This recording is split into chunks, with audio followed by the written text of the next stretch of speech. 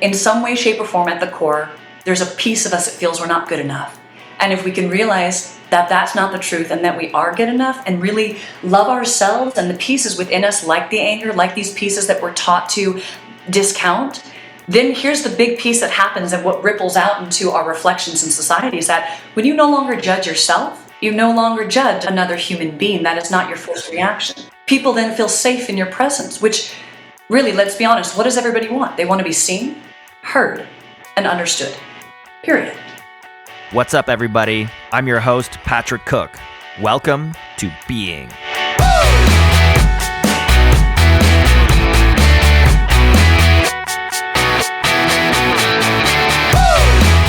Adena Sampson is the founder of Out Loud Productions and the Unbreakable Spirit Movement. She is a breakthrough coach, inspirational speaker, singer-songwriter, and best-selling author. Having overcome the insurmountable, Adena leads by example, teaching her clients and audience how to turn challenges into victories and inspiring us to live a more authentic, courageous, and passionate life. Adena Sampson, welcome to Being.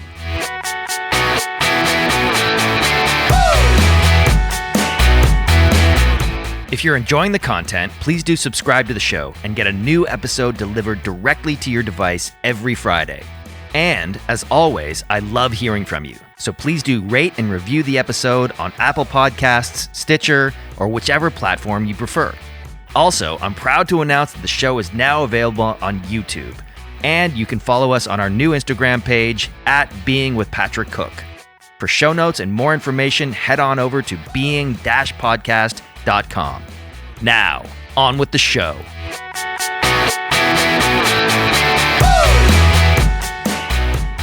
Adena Sampson, welcome to Being. Thank you so much for being here. Oh, thank you, Patrick, for having me. It's such an honor to be here with you today. Yes, I'm so excited. So checking out your work, you know what? Reflecting on the podcast, actually, this is episode 41, and I was just reflecting on it. The through line seems to be, I attract people who've gone through major transformations in their lives, and they have turned it into their purpose in some way. So they're giving back through some of the transformation that they've gone through. And I think you're no exception with the book you've written and the work you do. So I wanted to begin with sort of what has your story been? What have the major obstacles been in your life? And what have you overcome to bring you to the place you are now? It's a loaded question. It's a big one, right? It's a big one. You got to start big. I know. I'll start big and simple at the same time. Okay. I'm grateful, thankful, blessed. Growing up, grateful to have an amazing family. Not always easy, and like many of us, how do you say this lightly or nicely? We all have our own issues, right? And we come from where we come from, and a lot of that was survival running through my family. Okay, and our family lineage. And of course, we don't always just pass down our physical traits. We pass down, our emotional aspects, our coping mechanisms even, right? So, grateful, thankful, blessed, grew up overseas, was able to have a wonderful experience by, learning about other cultures and whatnot. And at the same time, coming from, both my parents coming from a broken home, severely. And of course, addictions, running in the family as well. And, really, if I just fast forward, probably it's been at least, almost 12 years now. No joke. And I'm just now coming out at the end of it. No joke, fighting for my life for the last 12 years. Wow. Severe chronic illness mainly, which of course stems though from a lot of what took me a while to understand and learn how I might have, contributed or created some of this, due to my upbringing. Excruciating heartbreak that came, alongside it, emotionally, from many, many avenues, and of course, financial devastation as well. So we've got a triple hitter, not just once, twice, three times, but not also separate. And I think the reason I state that is to circle back around is that so many people, if they weren't dealing with something prior to COVID, let's just use this as the example because this is our present moment, they are now. Yes, exactly. If it wasn't a health issue, then they've lost a loved one, whether that be through the death, right, of a loved one, and or through a divorce, through a breakup, Maybe they're losing their home, right? Or they've already gone through that. So I think that, like many of us, I think because I was spent the last 12 years truly fighting for my life and in a space and place where it affected me on a cognitive issue, neurologically, physically, emotionally, on such a level that I was unclear. I would sit back and there was a lot of things I could not do where I felt that I was watching my life go by. I thought that maybe I had missed my boat.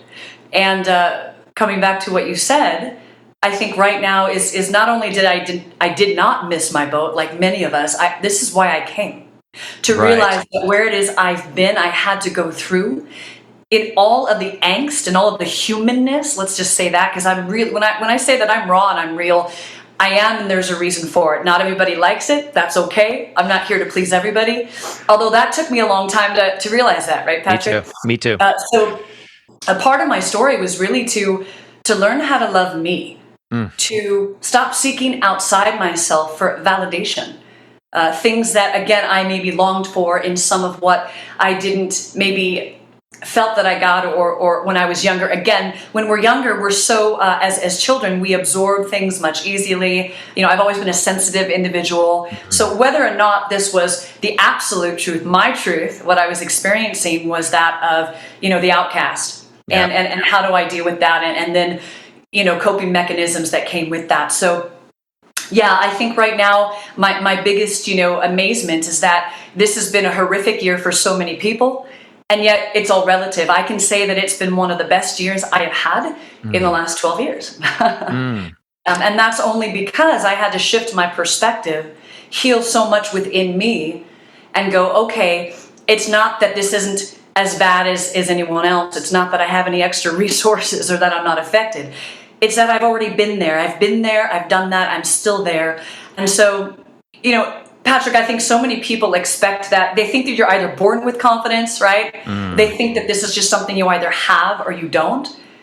And I think that that's not the case. It's called rolling with the punches. The only way out is through. It's moving through the adversity. Yes. And the only way to truly understand how to deal with that when life throws you what life does is to really go through moments where life does throw you what it does. And it's like you're being wielded in the moment. So the only way out is through. You can't expect to have that in your life or understand how to navigate what we're currently going through right now if you're not willing just to go through it, which is the uncomfortability that most of us don't want to feel. So I know that was a little long-winded. I get a little, as you can see, very passionate. I love it. I love your passion. I'm the same way. And there's so much there that you mentioned that resonates so deeply with me and mirrors my path, frankly. And even further than that, I think there's a through line here of everybody's path on some level. You have to go through the fire.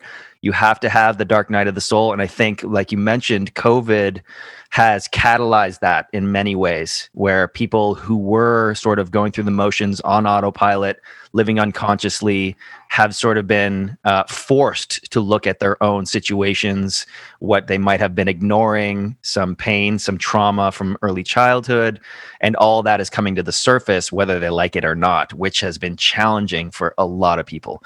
Although I think it's also necessary and it's a good thing, and it will be a good thing moving forward because we can't continue to live the way we've been living as a species. Obviously, we're pushing environmental boundaries, we're pushing geopolitical boundaries. It's like everything is getting pushed to the max, and there's going to be a breaking point very soon if we don't make some fundamental changes. And I think it starts with the individual. So taking care of your own backyard, for example, there's so many things you said there that I want to mention, but one of them that really resonated with me is your illness. I'm not sure if you're willing to sort of go into that a little further, but how it relates our physical body to how we're thinking, how we're feeling, and how those are related. Because when you encounter Western medicine, like I grew up in North America, they don't talk about that. They don't talk about your body having wisdom or storing trauma or, any of the emotional stuff. It's all, head and academia. And so I want to ask you about, how did you discover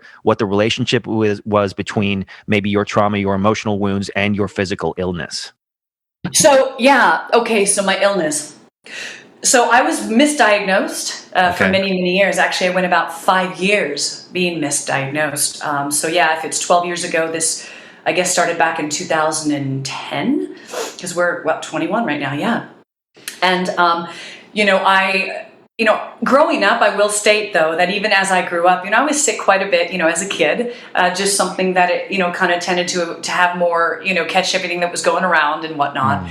And so I started having a lot of hormonal issues. It's just the whole thing kind of just collapsed upon me, right? So a lot of times we think that, to answer your question, that one physical ailment or illness, we look to that area to say, okay, what's the problem? And yet we're missing the holistic approach, the whole body, mind, body, spirit approach, how we got to this space and place.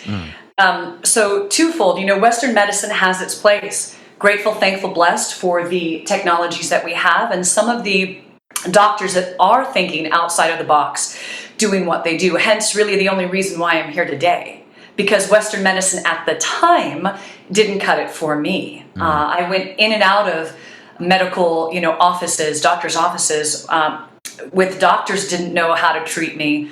A lot of them, thinking that maybe I was making this up some way, shape, or form, okay? And not just the doctors, but also close family members. And as you can be aware, when this happens, this is not just affects you physically, but then it becomes a major, PTSD issue. So I was diagnosed with chronic Lyme disease, which the CDC still does not recognize, in 2015. Wow. And again, prior to, misdiagnosed with everything from irritable bowel to, whatever it was, nobody can pinpoint it, right? And then whatever it was, we would slap a Band-Aid on it and then it wouldn't get better. Right. And during this process, it was horrific. It affects you in a way, even neurologically, especially Lyme disease, where my brain was completely inflamed. Okay, I was having chronic inflammation off the charts, okay, which normally you would see in cancer patients, okay? And I speak to this because it's not just Lyme disease that's misunderstood. Right now, it's pretty much what we would deem mystery illness, anything that's autoimmune reactive, like, for example, MS, lupus, okay, Crohn's.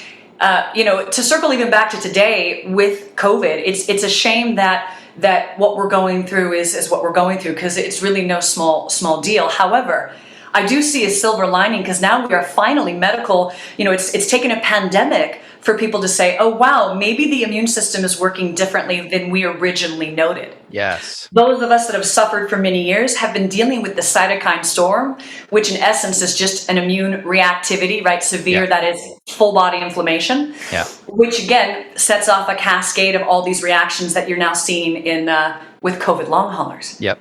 So yes, it's a mind, body, spirit aspect. I've always been committed to my growth.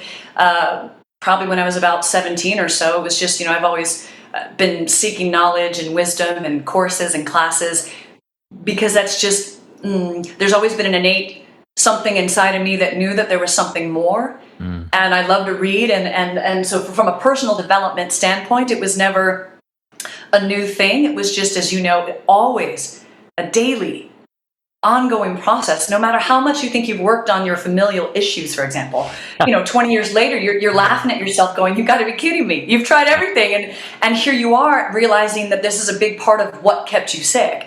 So I think it's just more of multiple touches. Things don't hit you right away. Even from a spiritual new age community aspect, as a person who, like yourself, is really, for me, authenticity is key, right?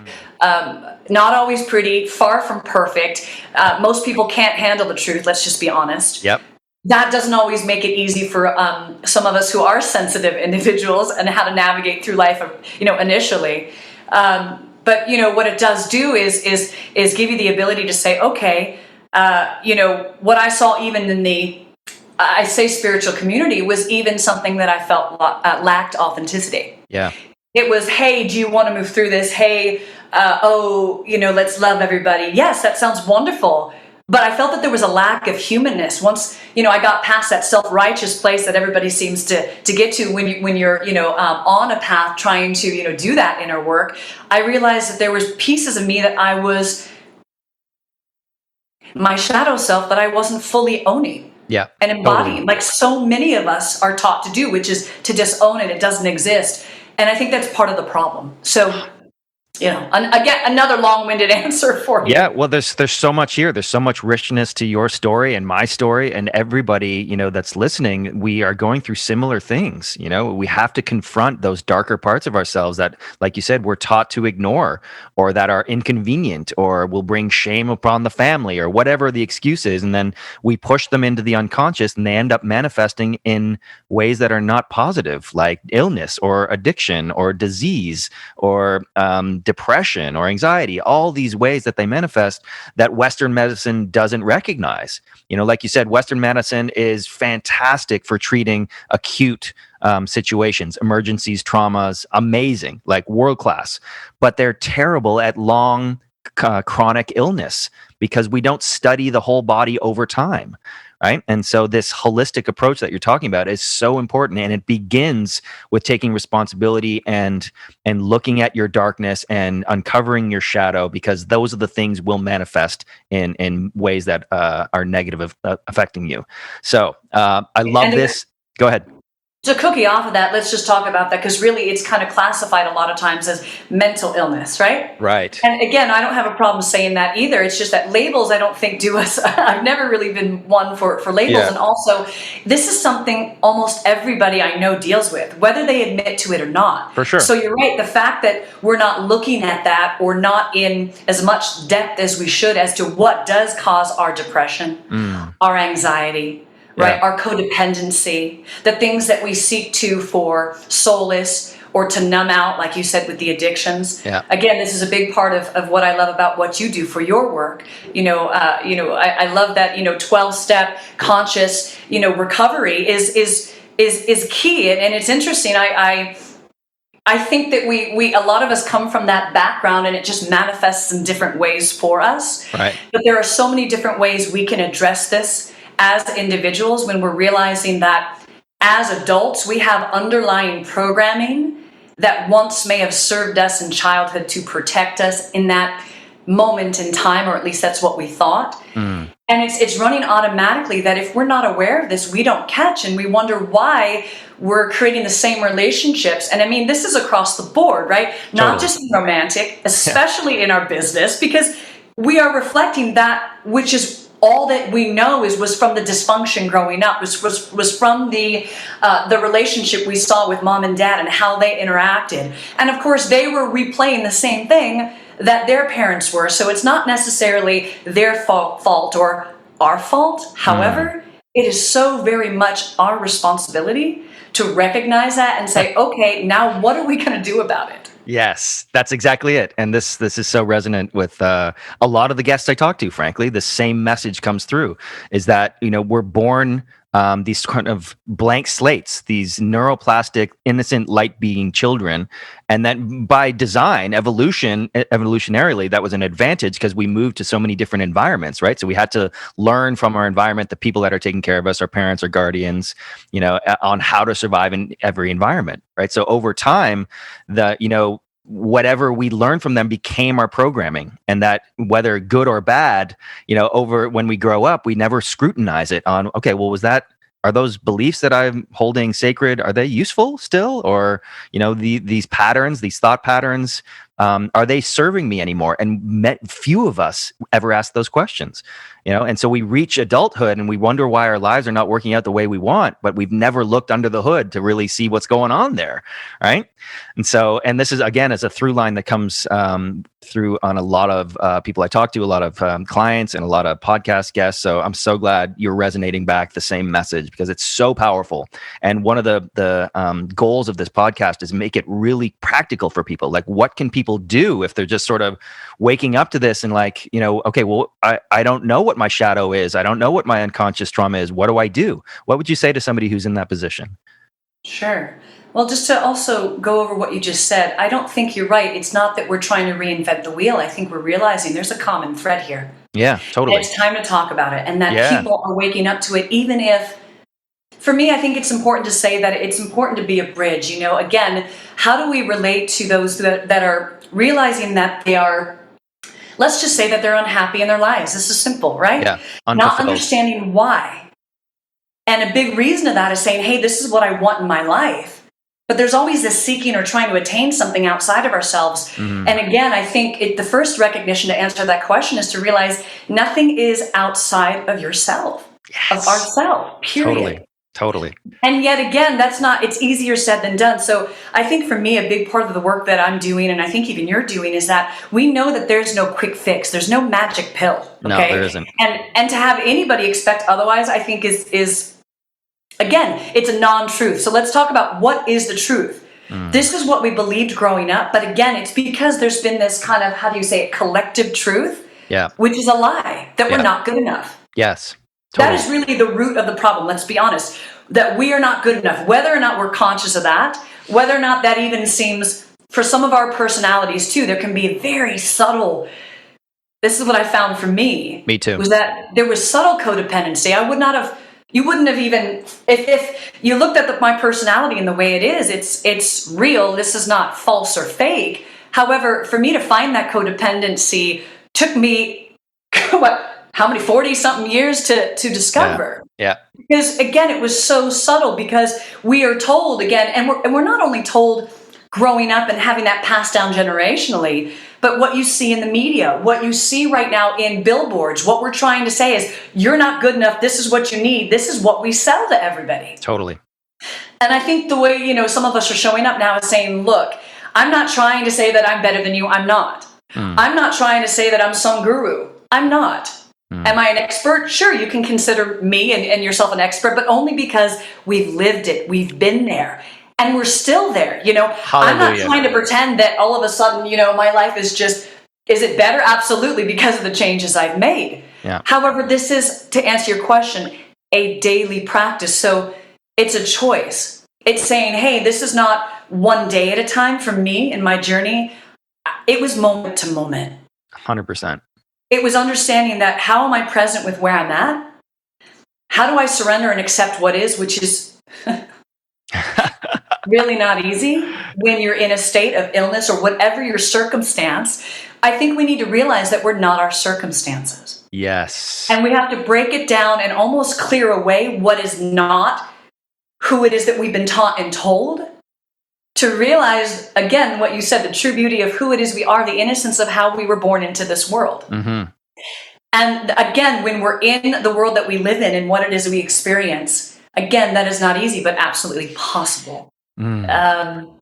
So, I don't want to, rush too much into this, but when you ask about how we can move forward, I was able to channel all this into a book recently. Awesome. Okay, this year. And this wasn't of me.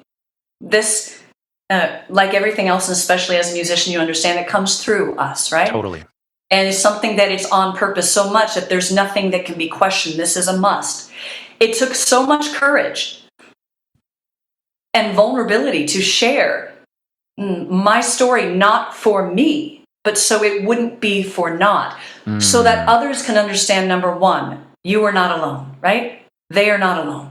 Whatever they're going through, please understand that you can make it through, especially when you talk about the dark night of the soul, when you realize that many of us do at times where, what's the purpose of being here? Why even do it?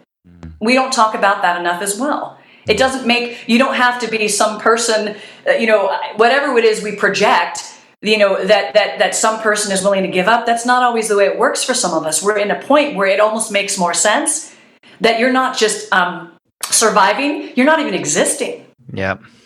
And that becomes a problem, and you get into this dark space, which is really difficult to get out of. And I realized that I told my story, and then I came up with 9 principles. Awesome. Mainly to answer the questions you're asking, to say, how do I break this down? How am I still standing? How can I do this different? I'm not reinventing the wheel, but how can I say, look, if we understand that we have a choice and we can make that daily in moments, we get to choose and then re-choose. It's constant practice. Yes. It's about when we realize that we have, maybe, how do we say it? I don't really think that anything is ever a mistake. I believe everything happens for a reason, okay?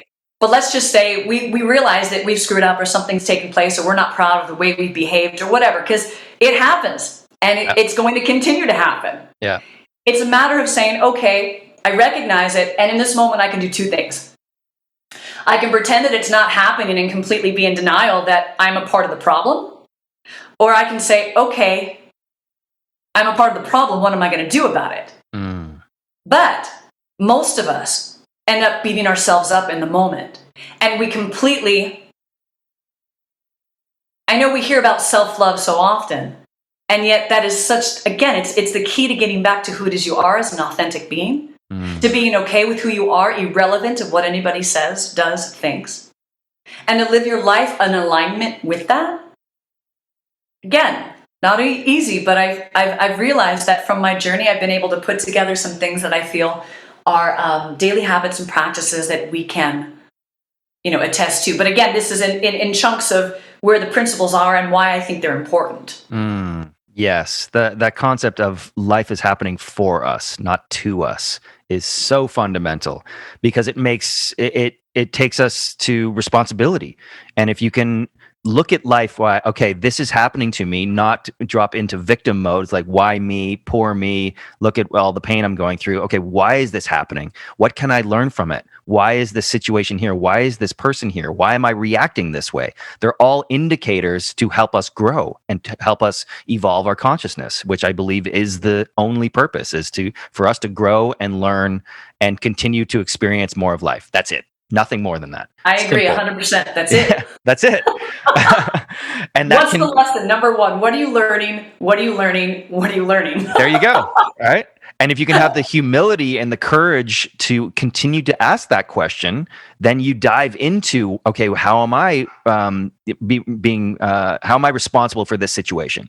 Right. And you can ask that of every situation, even if you're in an argument or a situation where you are convinced the other person is 99% wrong.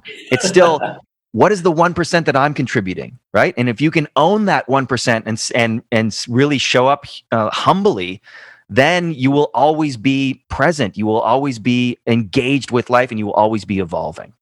Right. Does that resonate for you? Absolutely. And again, not always easy, but again, Are we really wanting life to be easy? Most of us say, yeah, we would love that. But again, how would we learn then? Yeah. And where would the richness be? Because once you do learn to own these parts within us and what the lesson is and what the other person is reflecting to you, because we are all mirrors of each other, right? Totally. That really is the only lesson, and you grow as a person, and that shines through who it is that you are and how you show up. And it's amazing how your life then reflects that. How people fall away that no longer are meant to be there, because there's now a frequency or a vibration that you're resonating at that is not in judgment of who they are and where they're at. It's just no longer in alignment. Totally.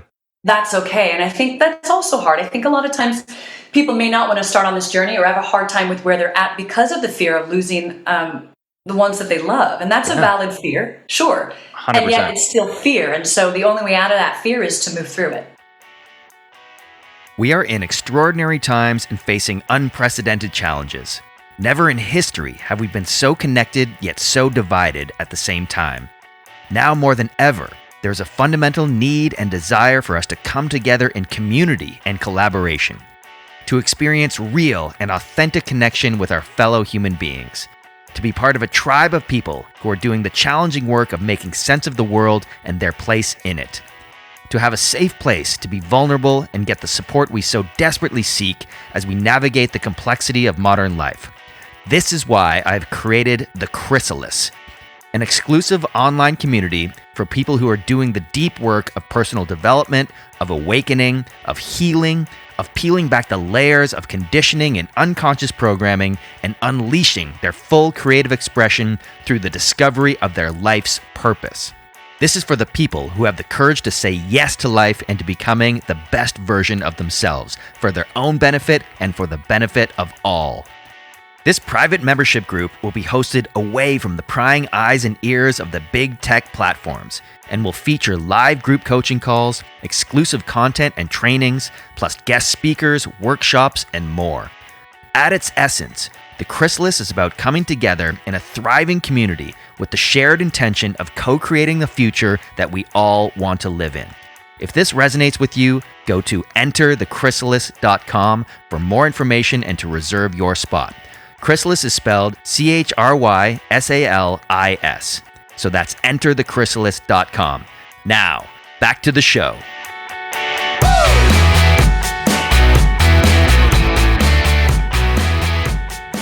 Yes. Yeah. And I think you nailed it earlier about how our culture influences us to look externally for validation. I worked in advertising for almost 20 years, and that's basically what we do is we manipulate people to think they're not enough so they'll buy the products that they don't actually need. That's what advertising is. Yeah, bingo. And so the culture has programmed and conditioned us to believe that we're not enough and we're not powerful. And it's bullshit, frankly, right? Yes, and so the day you take responsibility and you take your power back, that's when you can begin to live in full expression, right? So coming back to what we said earlier about when we're born, we're these innocent light beings and we get programmed. That is your truest essence is what you're born with. And you continually get programmed and conditioned away from it, which causes so much pain, right? And for me, it showed up as alcohol was my numbing out agent, right? Because I was like, oh man, I'm following all the rules of what society tells me to do, and I'm still confused and not happy and not fulfilled. Like, what's wrong? It must be me. So, and you blame yourself and you beat yourself up and you get drunk and you do anything to numb the pain, right? But once you realize, okay, well, wait a minute, maybe there's some societal influences here that are not serving me. Maybe I learned some stuff when I was a kid that's no longer not true, first of all, and no longer serving me. How can I go in and check that stuff out and really analyze, scrutinize, is this working for me? And if it's not, let that shit go. And that could be jobs, that could be marriages, that could be people, that could be addictions. It's like so many things that you have to let go. This is a process of removal, not adding on. Right. And again, that's where a lot of us get stuck though, right? Because then we know we have to let something go, but society says you don't let a job go until you find another one. Yes, totally. Now, I'm not saying that's good, bad, and different. I'm saying that's what society says. Now, the question is it true? Yes. So I think that you're right, is really going back to understand what our underlying subconscious beliefs are, where we develop, and then really just having more of like a curious. Yes. When you're curious, it's more enjoyable because then you're just curious. So it's more of, well, what if, like, is this really true? Is this really the definitive? Or is it just that I'm believing that, again, not necessarily of my own fault, but because this is what we've been told, this is what we've been taught, this is what is dictated across the board. And so again, that's not easy when this is what we see. And also when you decide to go against the grain, sometimes again you get, as you see very clearly, you get slack for that, and you have to have the courage to be willing to go out on that limb. Yeah. And for those of us that seek that validation, again, which I think is most of us unconsciously, because we're all learning for that innate ability within us. It's built into our psyche, right? Our belief system is our ability to belong, our need to belong. And so if we don't belong, what does that mean? That means I'm alone. I'm an outcast. What do we do with that? And that's not always an easy feeling to deal with as well. But again, when you face that and you're courageous enough to just be curious about it, you step into that confidence through learning and understanding. And when you talk about reclaiming your power, that's my fifth principle: is reclaim your power. Awesome. And I would have to say that's one of the biggest ones for me, because I was giving away my power without even realizing it. Most of us are all the time. But from that subtle nature where you might not always catch it, you're going, wait a second. You may not be blaming somebody blatantly, although a lot of people do. It's kind of like, how are we still giving our power away? Maybe it's because we're overgiving as a sensitive, kind individual. And maybe we're doing that for a reason that we're not. Is it the need to be needed? What is it? Where is this coming from? Again, from a space and place and what we saw in the relationships growing up and what we thought was love. And so that we create this in our, other relationships, and we are giving away the very power that the moment we decide to take it back, our whole life changes. Totally. But we're afraid to take the power back, aren't we? We're afraid to take that responsibility, because what will that mean? Things will have to change, won't they? Things will have to change, and taking responsibility is scary. And once you start getting the things that you want, then you have more to lose, So there's all sorts of nuances going on here. The other thing is we're afraid of losing. We're afraid of that loss, like you said. Totally. Yeah, totally. Well, we're tribal beings. We're tribal primates, right? And so being outcast from the tribe means death when you're in the wild, right? But we all crave this sense of belonging and a sense of certainty, right? Which keeps us looking externally for validation, right? Where there is no certainty. there's almost no certainty in this life, right? So if you can really feel into that and just like let go of trying to control, because we're sold more security, more safety, like this is what the government does for us, right? So it's this paternal figure that's constantly controlling us and like, oh, we'll take care of you and keep you safe, because they know on a deep level that's what we crave as human beings. But it's never real safety. Right? It's never real certainty. The only certainty you can find is the trust in your deepest essence, which comes from looking inward, right? And so when you do discover that deepest essence and you embody it and you grow it, then you can go out in the world with that foundation. Like you say, you can be attacked by people and you're not going to get knocked over because you've built that foundation of trust in your deepest essence. Right? It's a solid foundation, and you're right. Yes. Trust is at the core, like that's bingo, at the core. Right on it. That's and it. That took, and it's mastering uncertainty is what you're trying to say. But how do you do that? Well, again, you have to be willing to brave the storm. It's almost you're really wanting to try to find peace within the storm, which sounds like a dichotomy because it is. But the only way you do that is by going within and going, okay, if we are accepting, like you just said, that life is just. There is no certainty. And the more we strive for that stability, the more we strive for that certainty, anytime any of the access has just slightly shifted, we are in a state of anxiety. We are in a state of depression. We are in a state of going, what do I do? Yeah. It's only natural. It's just that I think the more we can balance ourselves out by realizing that we are uncomfortable, there is going to be uncomfortability, and getting used to the uncomfortability. Like you said, that's the way you do it, is really the only way I've learned to do it, is from being in it and going, okay, so now the next storm comes, and this time you've been in it, you've already been uncomfortable, you kind of know what that looks like. And now you've got these nuggets, these gifts, these things that when it comes again, it may sway you, but maybe it won't sway you as far this time. Yes. Then the next time, the same thing. So when COVID hits, it's like some of us who have already been there, done that, and I say that lightly, I'm not trying to discount what we've been through. It's like, okay, wow, I was really wanting to come out. I've been hidden for so long. I've been isolated for so long, but okay, we've done this before, so we just got to keep doing it. Yeah. We just stay the course. Yes. With the extra tools in our pocket that we now have, right? Exactly. Well, this is why I recommend meditation, because what it does for me, it's a myriad of benefits, obviously, but one of the primary ones is grounding me into that deep essence and trust in my inner being every day and reminding me about it. So, we call it a practice because that's what it is. It's practice for when you go out in the world and you are challenged by life and its complexity and other people, and they throw you off. It's how quickly can you regain that centeredness, right? And you know how to get back there if you've practiced it. If you haven't practiced it, you're out in the wind at the behest of the elements, right? You get blown around. And so it's grounding that presence in a practice, so when you are challenged, you know how to get back there and keep your center, right? That's how I look at it. Yeah, and I think that sometimes there's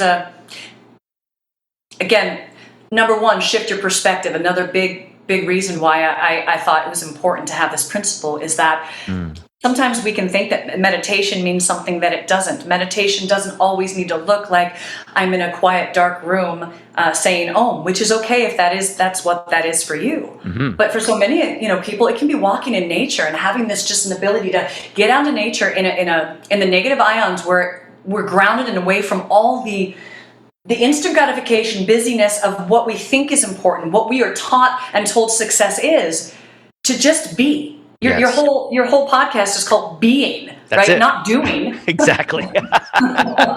And yet that's what we're taught. We are taught to do instead of be. And I think there's a very distinct difference between doing and being, and it takes a little while to understand the difference and to shift that, but nature is one of those things. Maybe for you it's playing music. Maybe, to be honest, it's as mundane as concentrating as the task in front of you, which is actually not just there's a difference between being in the present moment and then also your presence and what that can bring when you are present with somebody. Totally. All of that, like you said, requires slowing down.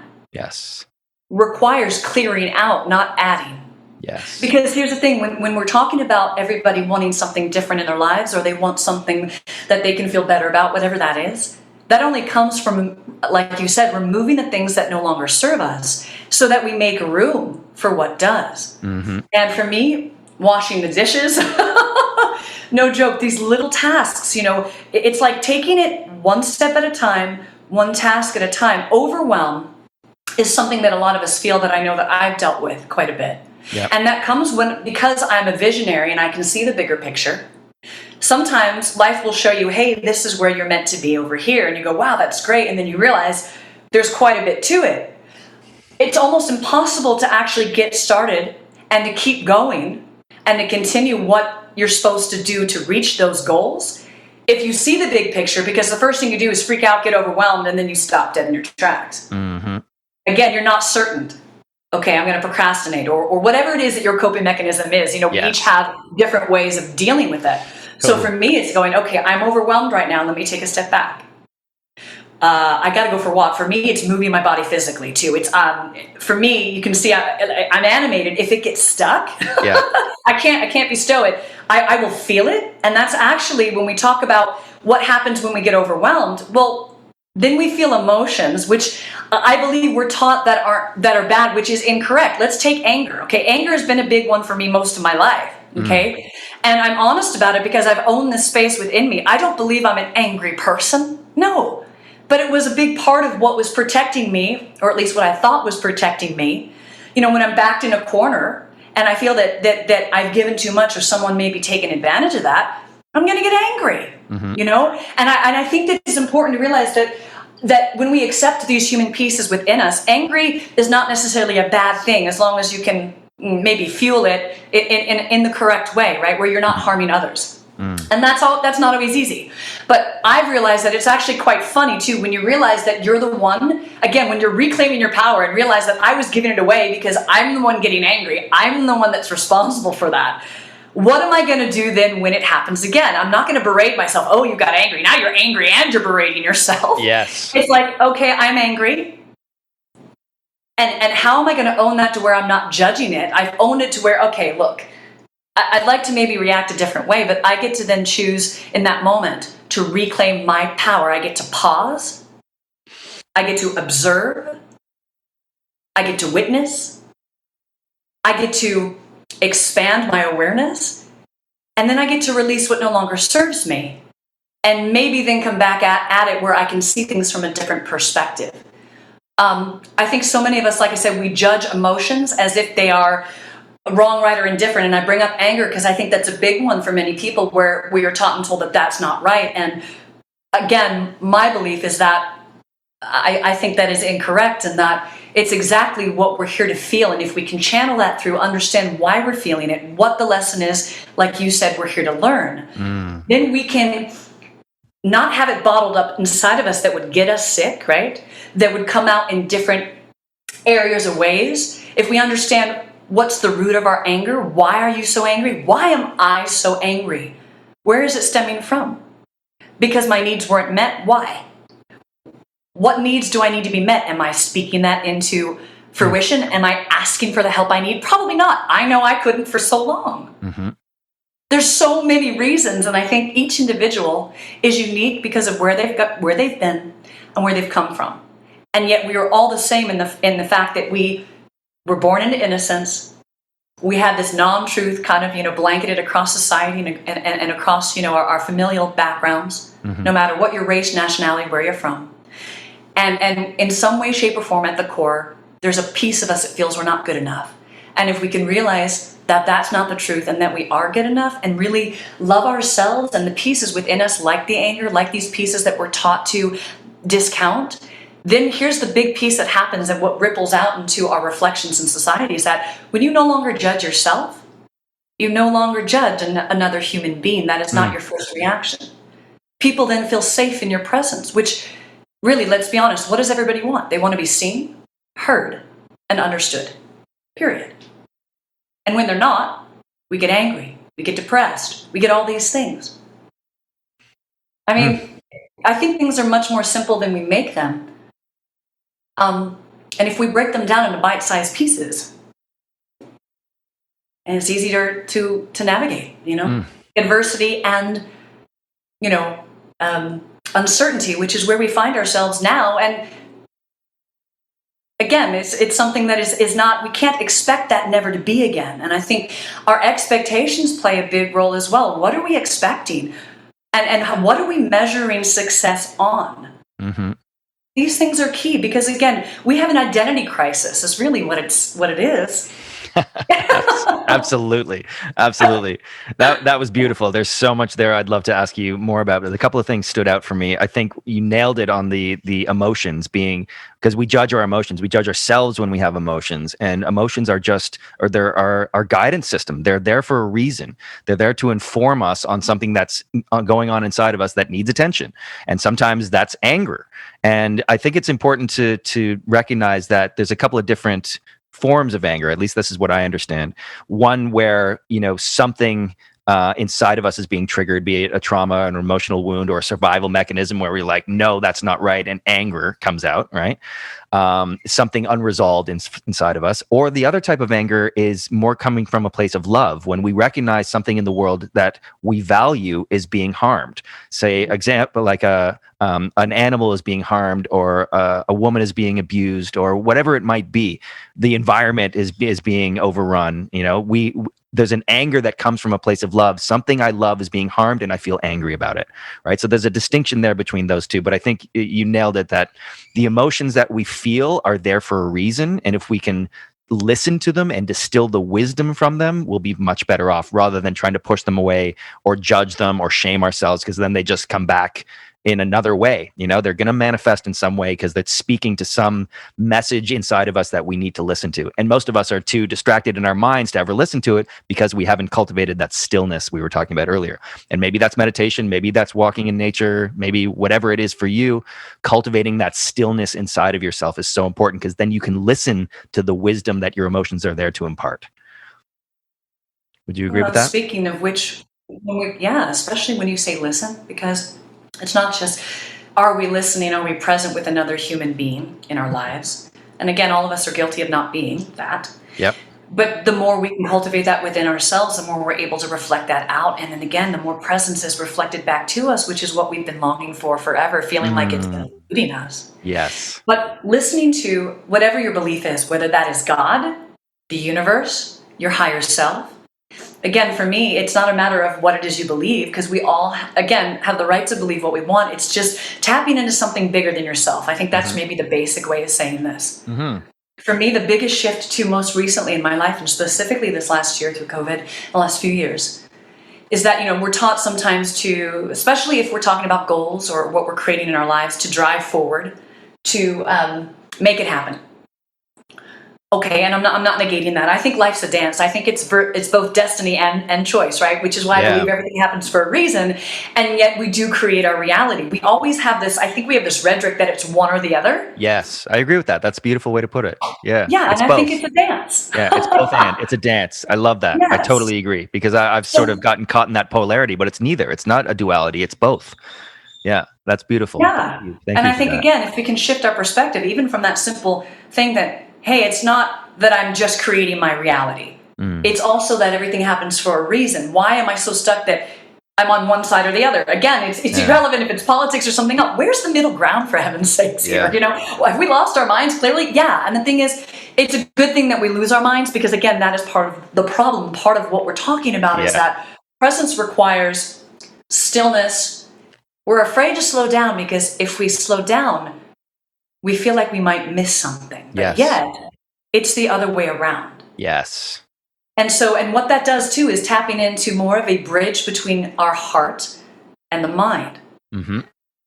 And I think a lot of times, we know that heart math has done, research for a long time about our heart being really the core and the center of how it is that we navigate. And that's really the place of the truth of being at peace. Not just, what we think can create a lot of distortion, can create a lot of, again, untruths and or projection. So we have to be mindful about that. Mm-hmm. And I think being present in the moment, being present with yourself, slowing down is such a big importance, so that we can hear our intuition, our higher self. We can hear what the universe, again, synchronicities. What is synchronicities? How does that happen? Some of us experience it regularly. Others maybe not, but that's okay. You can too. It's there. It's innate within you. It's just that you haven't tapped into it yet. Yes. So it's not that you're without. And I think that's also something that I think people feel that maybe I don't have this. Well, no, of course you do. you have it. It's just, again, practice, as you keep saying, practice, practice, practice. That when I've been following from the prompts that I get, and then I've been taking action. Yes. Where I used to just do it the opposite way, and I just thought that I was trying to make my way through the world. But pushing your way upstream is way different than everything literally opening up and meeting you and your life being absolutely abundant, because you are listening, you are tapped in and slowed down enough that you get the sign. It'll come through many different facets. Everybody's different, whatever resonates with you. A sign on the road, a bumper sticker. Some of us are more, we can hear downloads, right? We can hear voices. Hey, we can admit to that. But that's where this comes from. Again, when we say that it's not of us, it's through us. When we listen, it's amazing the people that show up and go, wow, I really needed to hear that, or wow, thank you. And you went, whoa, I'm happy to be the conduit. Yes. Meaning I just listened, I followed through, and look what happened in my relationships and my lives and these opportunities. And you're living a life that's way more in alignment, but also exciting. Totally. So, totally. Yeah. I think you nailed it there. That's another form of programming and conditioning in our environment, where if we're not busy, if we're not, constantly doing something, struggle, hustle, we're losing competitive advantage against our competitor. And in a capitalist society, you can't lose competitive advantage. Otherwise you'll suffer, and you won't be enough, and all those things. But the opposite is true, in the sense that the more we can slow down and tune into our higher selves and allow that stillness to inform our action, then we can take aligned action, I call it, right? And so once you tune into that deepest essence, and you know clearly what the next steps can be, you can be far more effective in a quarter of the time, right? And have more energy, more flow, more fulfillment, more success, more money, whatever you want, with a quarter of the effort, right? And it's counterintuitive for our society, which celebrates like caffeinated logic, productivity, all that shit. It's like hustle, hustle, hustle. Whoever works the hardest is going to win the game, right? And that's just another program of our society. One other thing that you mentioned earlier about giving your power away is, or taking back your power, tuning into like a higher power, I think is what you said, or something higher than yourself. The danger with that, and this is true for me because I grew up Roman Catholic, Irish Catholic, is that it can be co-opted for a power game, right? So they can say, okay, well, you need to go through God in order to find your power, right? And I disagree with that. I call it what you will, God, source, universe, whatever it is. It's higher than you, but you're also connected to it. You are it, right? And so it's not like, right. Yes. So you're talking about organized religion and conformism, really, exactly. is what you're saying. Yes. Again, I'm authentic, and everybody gets to believe what they believe, but I'm in 100% agreement with you that it is what it is for everyone. However, a lot of people who maybe in some of these religions and whatnot, again, a lot of them are fear-based, okay? Yeah, a lot of them are telling you what to do, when to do, and how, and that's where you have to realize what your own truth is. There's nothing wrong with your belief in God. It's just, as humans, what are we saying about it? Because again, that makes no sense. So I think there needs to be a separation between that side of things. And you're right. We are, the Taoists believe that we are, 100%, God is within us, around us. Everything is us. It's flow. Yes, we are God's children. But whichever way you want to believe in this, as long as we do that, you're right. That's not to our detriment. That's not from a judgmental, shaming, blaming, judging place. Yeah. I think that's really what I meant, is that, there's something that's not, I guess, from the ego. From our ego self. Okay. There you go. Yeah. There you go. Yeah. Enough said. Yeah.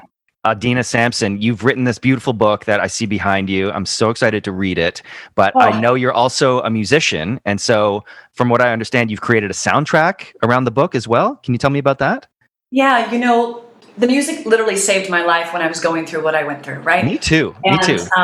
And you probably know this as a musician too, is that I'd spend all day in bed, literally no joke. If I got up to make something in the kitchen, it would take all the energy I had for the day. Wow. And there were certain things I had to do, but I could not no longer, do my speaking, do the sales, do the work I used to do.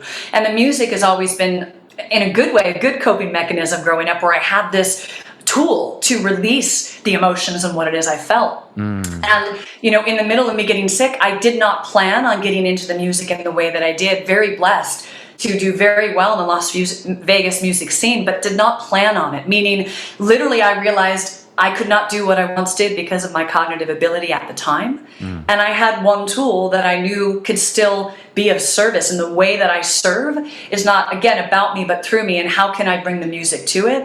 And literally, it was literally the only time I wasn't in pain was about that 3 to 4 hours that I was on stage doing what I did. It was like I was in an altered state. So when I launched this book, and I knew this was a big part of my purpose, why I'm here to serve, right?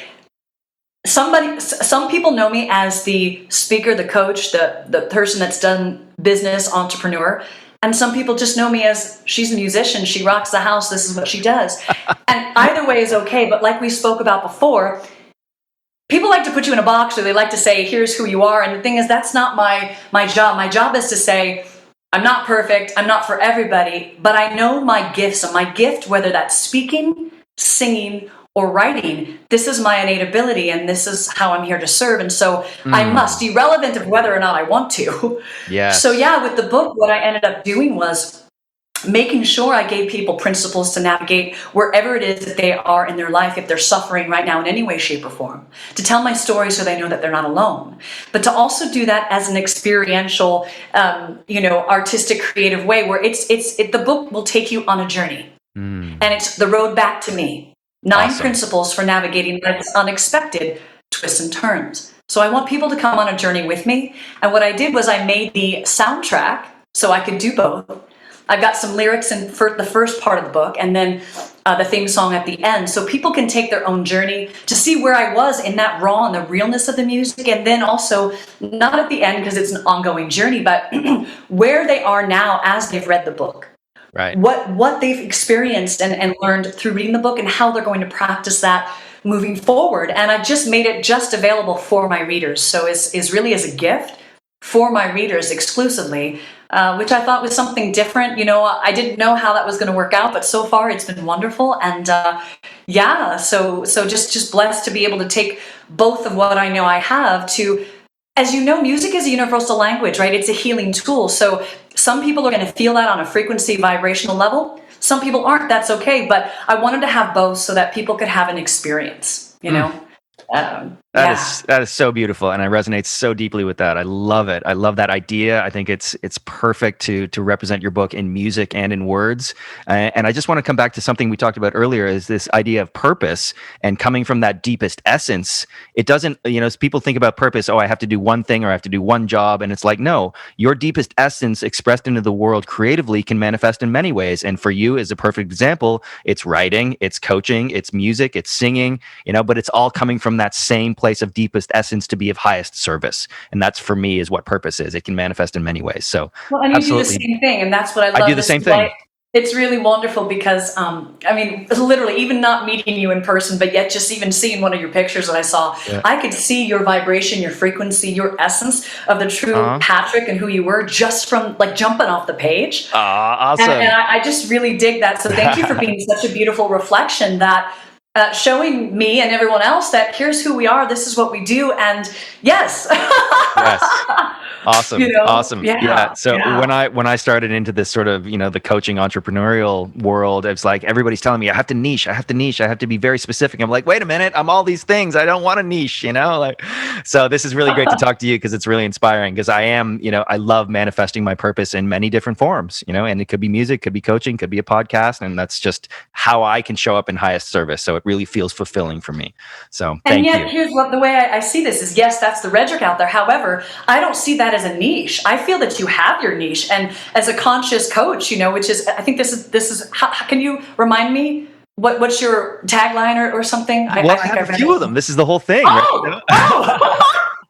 But either way, it's in alignment. So I don't see how that is separate then, because your message is still the same. You're just using a different vehicle to express that. There you go. Thank you for saying that. That's absolutely true. Beautiful. Adena, would you be open to sharing some music right now for the audience? I can do that. I'd love to do that. And thank you also for the opportunity to do that. Oh my God. I'm so excited. Let's do it. We're going to grab the guitar here. Okay. Can you tell us about what you're going to play first? Sure. So I thought I'd play the theme song since it makes sense. Awesome. Now, I did not write this. Again, yes, this might have been planned some way, shape, or form from a purposeful perspective, right? This is why I came. But the song was written a year and a half before the book came out, and it's called The Road Back to Me. Perfect. So it was the road back to the book. Again, I thought it was fitting. Yeah, and again, the road back to me, meaning road back to us, right? Our authentic self, the way we were when we came into the world. How do we get back to who it is we know we're supposed to be and how we're here to serve? Yes. So I thought I'd play that one since it was fitting. Awesome. And I'm so excited. Kind of go from there. Ladies and gentlemen, does that work for you? Adena Sampson, take it away. Yes, it totally works. Here we go.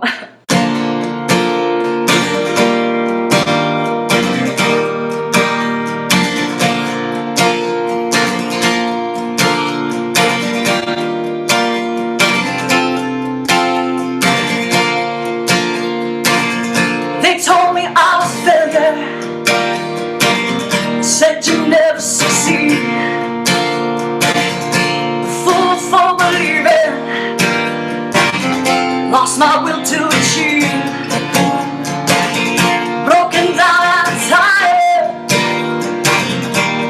how can this be? Not sure where to start on the road back to me.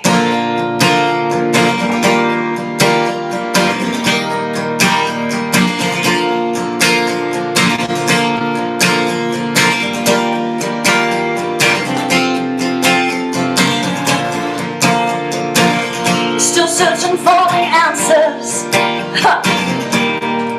Also seems picking up the pieces of my shattered dreams, putting together the puzzle of who I'm meant to be.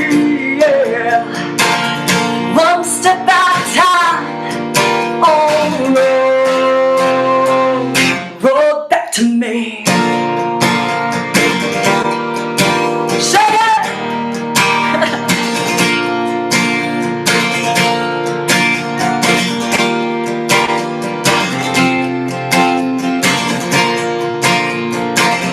It's time to move forward, leave the past behind, open up my heart and clear my mind.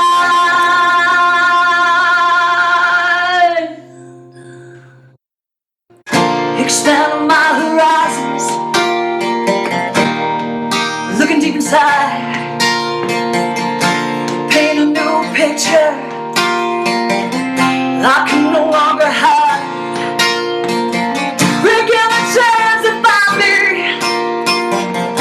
my spirit set free. Far and wide on the road back to me. Road back to me. I'm on the road back to me. I'm on the road back to me.